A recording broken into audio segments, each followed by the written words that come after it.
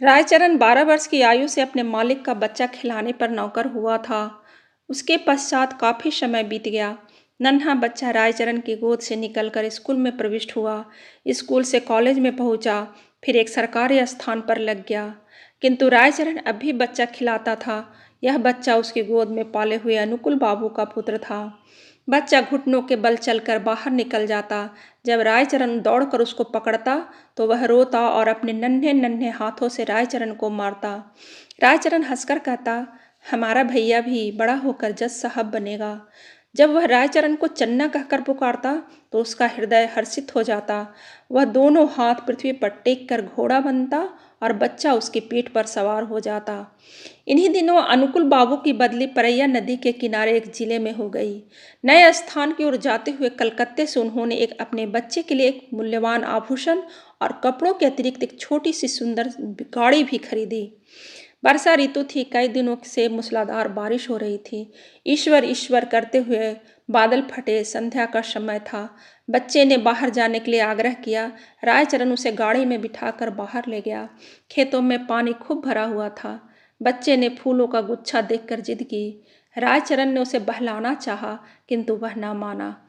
विवश रायचरण बच्चे का मन रखने के लिए घुटनों घुटनों पानी में फूल तोड़ने लगा। कई स्थानों पर उसके पांव कीचड़ में बुरी तरह धंस गए। बच्चा तनिक देर मौन गाड़ी में बैठा रहा, फिर उसका ध्यान लहराती हुई नदी की ओर गया।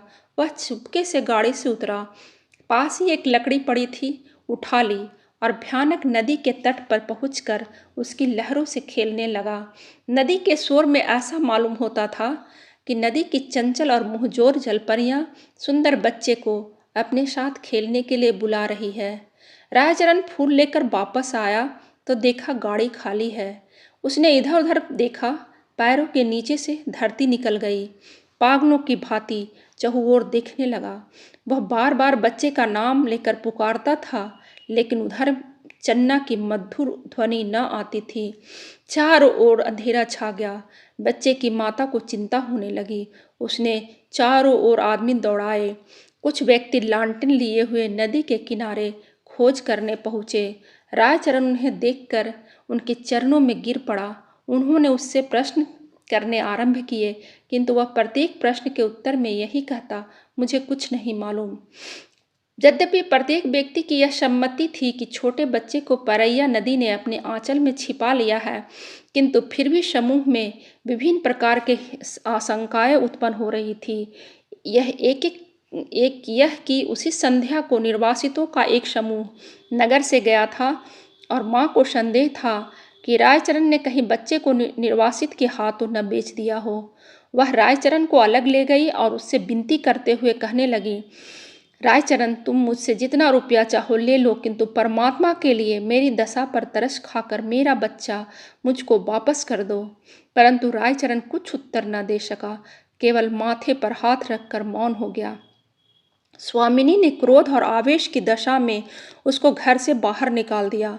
अनुकुल बाबू ने पत्नी को बहुत समझाया, किंतु हृदय में शंकाएं दूर न हुई। वह बराबर यही कहती रही कि मेरा बच्चा सोने के आभूषण पहने हुए था, अवश्य इसने। रायचरण अपने गांव वापस चला आया। उसे कोई संतान न थी और न ही संतान होने की कोई संभावना थी, किंतु साल की समाप्ति पर उसके घर में एक पुत्र ने जन्म लिया। परंतु पत्नी सुतिका गृह में ही मर गई। घर में एक विधवा बहन थी। उसने बच्चे के पालन पोषण का भार अपने ऊपर ले लिया। जब बच्चा घुटनों के बल चलने लगा, वह घर वालों की नज़र बचाकर बाहर निकल जाता। रायचरण जब उसे दौड़कर पकड़ता तो वह चंचलता से उसको मारता। उस समय रायचरण के नेत्र में के सामने अपने उस नन्हे मालिक की सूरत फिर जाती जो परैया नदी की लहरों में लुप्त हो गया था। बच्चे की जबान खुली तो वह बाप को बाबा और बुआ को मामा इस ढंग से कहता जिस ढंग से रायचरण का नन्हा मालिक बोलता था। रायचरण उसकी आवाज़ से चौंक उठता। उसे पूर्ण विश्वास था कि उसके मालिक ने उनके घर जन्म लिया है। इस विचार को निर्धारित करने के लिए उसके पास 3 प्रमाण थे। एक तो यह कि वह नन्हे मालिक की मृत्यु के थोड़े ही समय पश्चात उत्पन्न हुआ। दूसरे यह कि पत्नी वृद्ध हो गई थी और संतान उत्पत्ति की कोई आशा न थी। तीसरे यह कि बच्चे के बोलने का ढंग, उसकी संपूर्ण भाव भंगिमाएं नन्हे मालिक से मिलती जुलती थी। वह हर समय बच्चे की देखभाल में संलग्न रहता। उसे भय था उसका नन्हा मालिक फिर कहीं गायब न हो जाए। वह बच्चे के लिए एक गाड़ी लाया और अपनी पत्नी के आभूषण बेचकर बच्चे के लिए आभूषण बनवा दिए। वह उसे गाड़ी में बिठाकर प्रतिदिन वायु सेवन के लिए बाहर ले जाता था। धीरे धीरे दिन बीतते गए और बच्चा सयाना हो गया, परंतु इस लाड़ चाव में वह बहुत बिगड़ गया था। किसी से सीधे मुंह बात न करता। गांव के लड़के उसे लाट साहब कहकर छेड़ते। जब लड़का शिक्षा योग्य हुआ तो रायचरण अपनी छोटी सी जमीन बेचकर कलकत्ता आ गया। उसने दौड़ धूप करके नौकरी खोजी और फलन को स्कूल में दाखिल करवा दिया। उसका पूर्ण विश्वास था कि बड़ा होकर फलन अवश्य जज बनेगा। होते होते अब फलन की आयु 12 वर्ष हो गई। अब वह खूब लिख पढ़ सकता था। उसका स्वास्थ्य अच्छा और सूरत शकल अच्छी थी। उसको बनाव श्रृंगार की भी बड़ी चिंता रहती थी। जब देखो दर्पण में हाथ लिए बाल बना रहा है। वह अपव्ययी भी बहुत था। पिता की सारी आय व्यर्थ की विलास सामग्री में व्यय कर देता। रायचरण उससे प्रेम तो पिता की भांति करता था, किंतु प्रायः उसका बर्ताव उस लड़के से जैसा ही था जैसा मालिक के साथ नौकर का होता है। उसका फलन भी उसे पिता न समझता।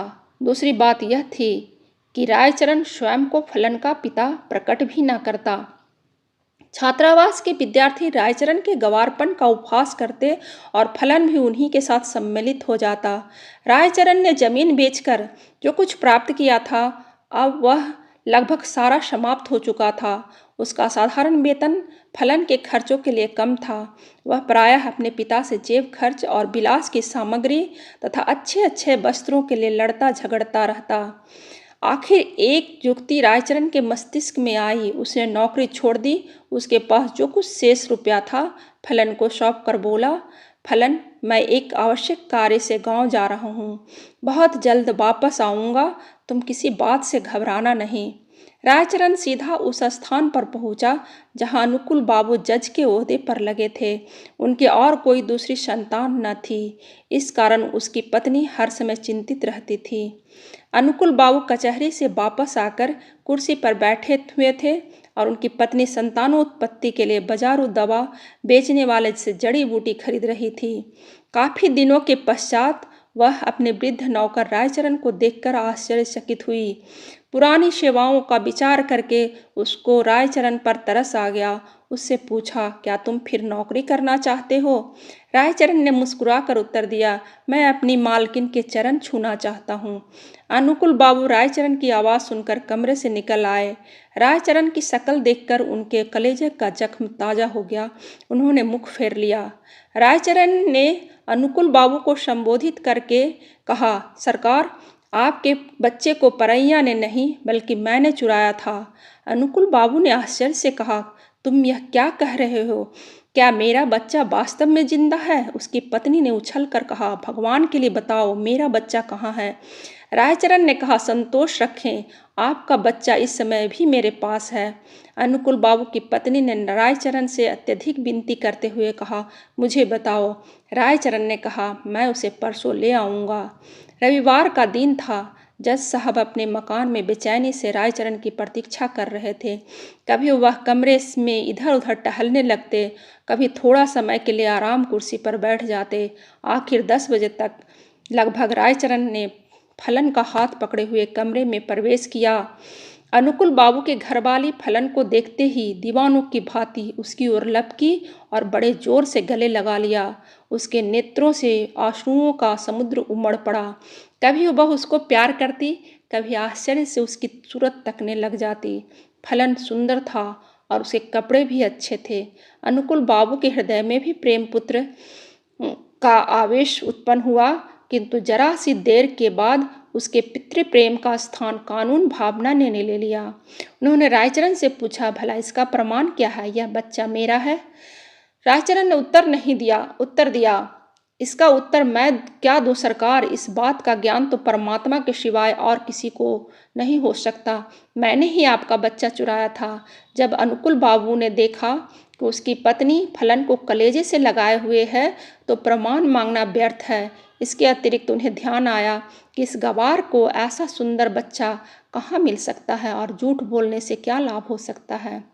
सहसा उन्हें अपने वृद्ध नौकर की बेध्यानी का याद आ गई। कानूनी मुद्रा में बोले, रायचरण अब तुम यहाँ नहीं रह सकते।